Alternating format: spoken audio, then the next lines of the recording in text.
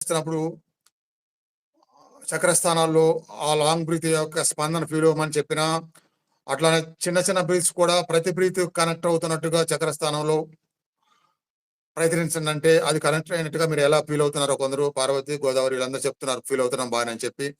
ఆ ఫీల్ అయ్యే దాని యొక్క అడ్వాన్స్ స్టేజెస్ మనం చేస్తాం ఇప్పుడు. అడ్వాన్స్ స్టేజెస్ చేస్తాము. అడ్వాన్స్ స్టేజెస్ ఆ చక్ర స్థానాల్లో మనసుని బాగా లయం చేస్తాం. శ్వాస లయం చేస్తాము.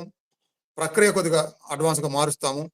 దానివలన ఎక్కువ ఆ ప్రక్రియ అందులో జరిగి, ఆ విధంగా మనం మనలో ఉన్నటువంటి ఆధ్యాత్మిక శక్తిలో కుండలిని శక్తి అంటే ఆధ్యాత్మిక శక్తి, జగన్మాత శక్తి.